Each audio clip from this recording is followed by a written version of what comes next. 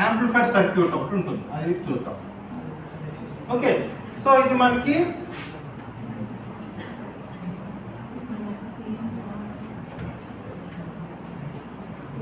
This is a NPN transistor. Emitter కి మనం ఏం చేయాలి, ఫార్వర్డ్ బయాస్ ఇవ్వాలి.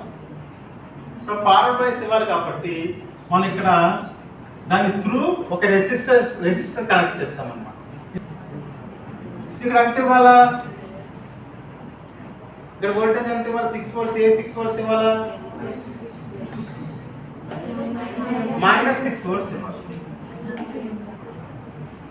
-6 volts ఇస్తేనే ఇది వర్క్ చేస్తుంది, బికాస్ -6 అయితేనే ఇది ఫార్వర్డ్ బయాస్ అవుతుంది. Okay, good.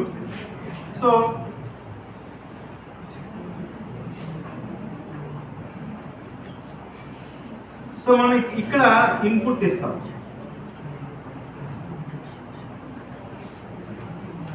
ఇక్కడ will take output. Okay, base కి కలెక్టర్ కి మధ్యలో ఇన్పుట్ ఇస్తాము, అవుట్పుట్ ఎక్కడ చూస్తాము, ఎమిటర్ కి కలెక్టర్ మధ్యలో అవుట్పుట్ చూస్తాం. పవర్ అంటే ఏంటి, what is power, voltage into current కదా.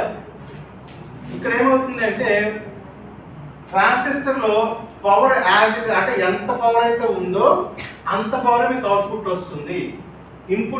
ఇన్పుట్ మీరు సపోజ్ పవర్ అనేది వాట్స్ కదా, 6 watts అనుకోండి, అవుట్పుట్ కూడా మీకు ఆల్మోస్ట్ 6 watts వస్తుంది. ఎలాగంటే కాకపోతే ఇక్కడ చిన్న వేరియేషన్ ఉంది, ఏంటంటే 3 volts కరెంట్ అంతా 2 volts అనుకోండి, 6 watts అవుతుంది కదా.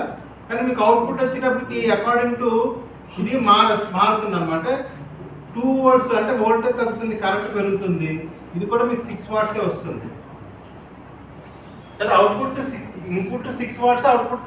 కానీ ఏం మారింది, వోల్టేజ్ వేరే అయింది, కరెంట్ తగ్గింది, వోల్టేజ్ ఇలాగే ఉంటుంది అనమాట, వేరియేషన్ ఉంటుంది.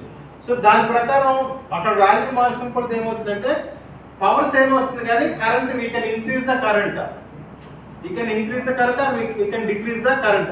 దాంట్లో పాస్ అయ్యే కరెంట్ మనం పెంచవచ్చు, తగ్గించవచ్చు. ఓకే, సో కానీ పవర్ వాటేజ్ మటుకు సేమ్ ఉంటుంది. సో ఇక్కడ అవుట్పుట్ అంతే వస్తుంది కదా, సేమ్. ఇక్కడ ఎంతైతే ఇన్పుట్ ఇచ్చావో ఆల్మోస్ట్ ఆల్ మీకు కరెంట్లో వేరియేషన్ ఉంటుంది, ఇక్కడ పవర్ సేమ్ వస్తుంది.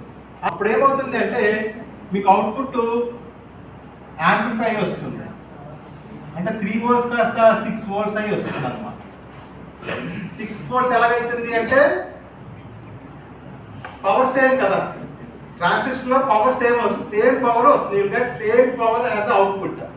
But how we are increasing the voltage ఎలా ఇంక్రీజ్ చేస్తున్నాము, బై కరెంట్ మనం తగ్గించడంతో ఆటోమేటిక్గా వోల్టేజ్ అని పెరుగుతుంది. లైక్ దిస్, ఇక్కడ 3 volts నీకు సిగ్నల్ ఇస్తే here you will get the 6 volts output. So it ఆంప్లిఫైస్ it is an amplifier, it amplifies the signal. Transistor is an amplifier. Okay, amplifier అంటే ఏంటి, స్ట్రెంగ్తన్ చేస్తుంది. ఎలా స్ట్రెంగ్తన్ చేస్తుంది అంటే ఇదే అన్నమాట. అంటే ట్రాన్సిస్టర్ క్యారెక్టర్ ఏంటంటే పవర్ సేమ్ ఉంటుంది, ఇన్పుట్ ఎంత ఇస్తావో అవుట్పుట్ పవర్ కూడా ఆల్మోస్ట్ ఆల్ సేమ్ వస్తుంది.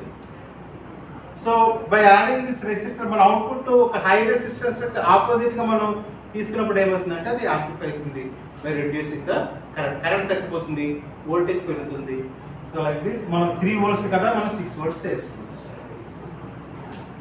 సో దట్ ఈస్ ద లోపల జరిగేది అదన్నమాట. సో వి యూజ్ ట్రాన్సిస్టర్స్ అనే యాంప్లిఫైర్. ఓకే, సేమ్ ఇదే కనుక ఎన్పిఎన్ ట్రాన్సిస్టర్ కాకుండా పిఎన్పి ట్రాన్సిస్టర్ యూజ్ చేస్తే కూడా సేమ్ అదే. చదవండి ఒకసారి డీటెయిల్గా మీరు చదవండి. బట్ ట్రాన్సిస్టర్ అనేది మనం దేనికోసం యూజ్ చేస్తాం. ఒకవేళ పిఎన్పి ట్రాన్సిస్టర్ అనుకోండి, దెన్ ఇది పిఎన్పి ట్రాన్సిస్టర్. అప్పుడు ఏం చేయాలి? ఎంత కదా సరిపోయిందా? కరెక్ట్. ప్లస్ 6 వోల్ట్స్ అది అప్పుడే కదా ఫార్వర్డ్ బయాస్ కాదు. ఓకే